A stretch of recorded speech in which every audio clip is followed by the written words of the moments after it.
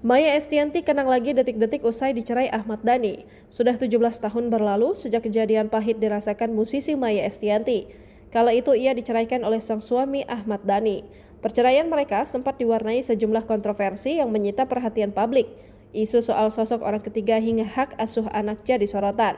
Belakangan, Maya kembali mengenang detik-detik kehidupannya yang berubah drastis usai bercerai. Jika kini sudah hidup bahagia dan dihujani kemewahan oleh pengusaha Irwan Musri, Maya mengenang pernah berada di titik nol saat bercerai. Pada saat itu Tuhan kayak menolkan aku. Bayangin punya grup bubar padahal grup lagi menyala-nyalanya nih, iklan banyak. Kayaknya kita grup yang paling sukses pada masa itu. Cerita Maya dikutip dari YouTube Dr. Richard Lee pada Senin 30 Juni 2025.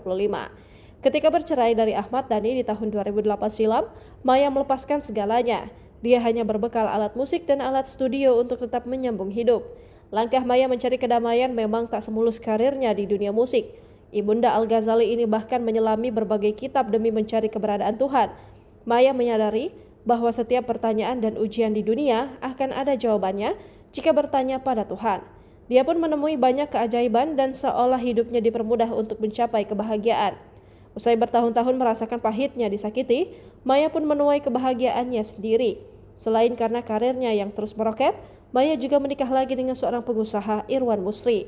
Tak hanya itu, 3 anaknya yang sudah tumbuh dewasa pun kini kembali dalam dekapannya.